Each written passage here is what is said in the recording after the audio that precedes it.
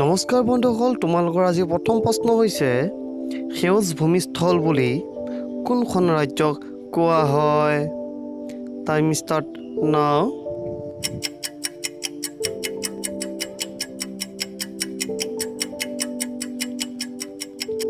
7 second সমাপ্ত হৈছে বন্ধুসকল, আৰু উত্তৰটো হৈছে ক ত্ৰিপুৰা।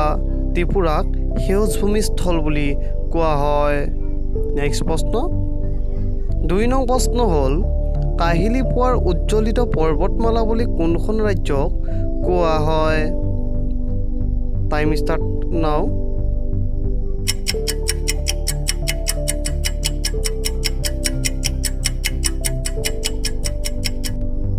7 ছেকেণ্ড সমাপ্ত হৈছে বন্ধুসকল, উত্তৰটো হৈছে গ অৰুণাচল। অৰুণাচলক কাহিলীপুৱাৰ উজ্জ্বলিত পৰ্বতমালা বুলি কোৱা হয়। নেক্সট প্ৰশ্ন, 3 নং প্ৰশ্ন হ'ল অসমখনক কি নামেৰে জনা যায়? টাইম ষ্টাৰ্ট নাও।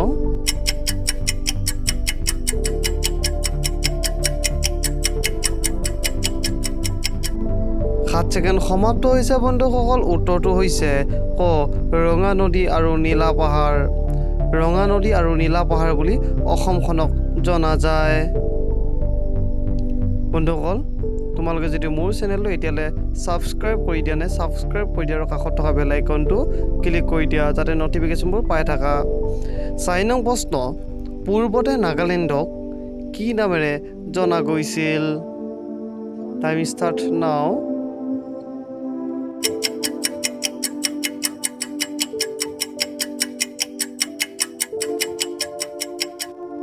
7 ছেকেণ্ড সমাপ্ত বন্ধুসকল, উত্তৰটো হৈছে খ ছুইজাৰলেণ্ড। ছুইজাৰলেণ্ড বুলি পূৰ্বতে নাগালেণ্ডক জনা গৈছিল। 5 নং প্ৰশ্ন, ভাৰত ৰত্ন বুলি উত্তৰ পূৰ্বাঞ্চলৰ কোনখন ৰাজ্যক কোৱা হয়? টাইম ষ্টাৰ্ট নাও।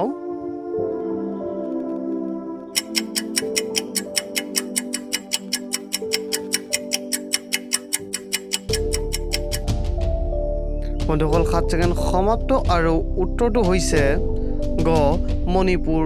মণিপুৰক ভাৰত ৰত্ন বুলি কোৱা হয়। 6 নং প্ৰশ্ন, আটাইতকৈ কম জনবসতিপূৰ্ণ দেশখনৰ নাম কি? টাইম ষ্টাৰ্ট নাও।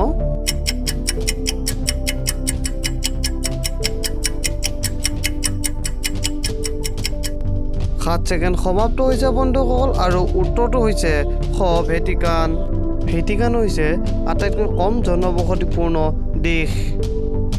7 নং প্ৰশ্ন, আটাইতকৈ অধিক জনবসতি থকা পূৰ্ণ চহৰখনৰ নাম কি? টাইম ষ্টাৰ্ট নাও।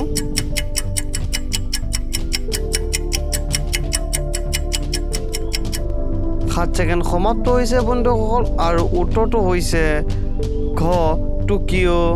টকিঅ' আটাইতকৈ অধিক জনবসতিপূৰ্ণ চহৰ।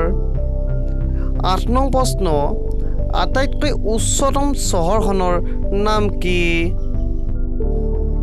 টাইম ষ্টাৰ্ট নাও।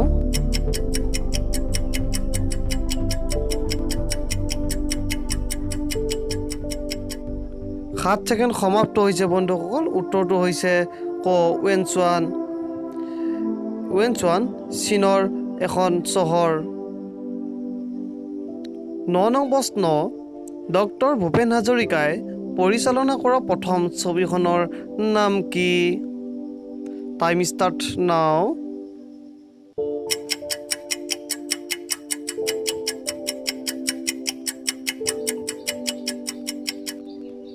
7 ছেকেণ্ড সমাপ্ত হৈছে বন্ধুসকল, আৰু উত্তৰটো হৈছে খ এৰাবাটৰ সুৰ।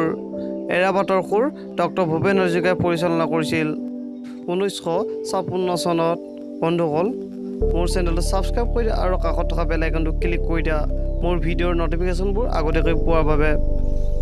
10 নং প্ৰশ্ন, ভাৰতৰ হকী খেলুৱৈ যাদুকৰ বুলি কোনজন খেলুৱৈক কোৱা হয়? টাইম ষ্টাৰ্ট নাও।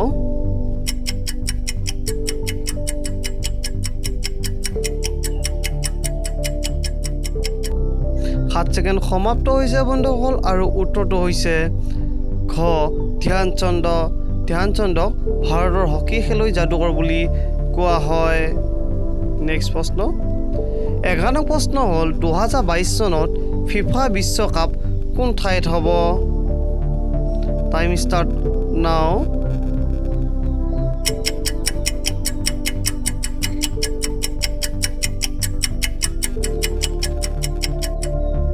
7 ছেকেণ্ড সমাপ্ত হৈছে বন্ধুসকল আৰু উত্তৰটো হৈছে কাটাৰত 2022 চনত ফিফা বিশ্বকাপ হ'ব।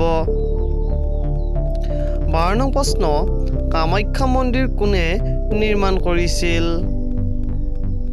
টাইম ষ্টাৰ্ট নাও।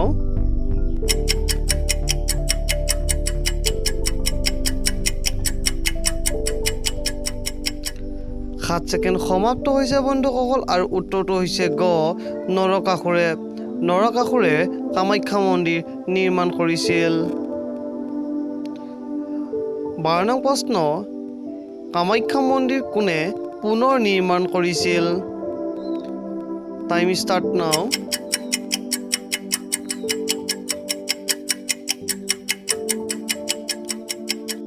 7 ছেকেণ্ড সমাপ্ত হৈছে বন্ধুসকল উত্তৰটো হৈছে গ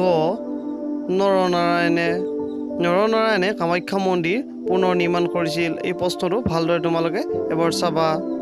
13 নং প্ৰশ্ন গেট অফ ইণ্ডিয়া বুলি কোনখন ৰাজ্যক কোৱা হয়? টাইম ষ্টাৰ্ট নাও।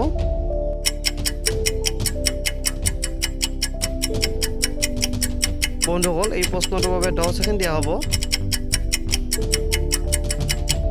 বন্ধুসকল 10 ছেকেণ্ড সমাপ্ত হৈ গৈছে আৰু উত্তৰটো হৈছে ঘ মুম্বাইক গেট অফ ইণ্ডিয়া বুলি কোৱা হয়।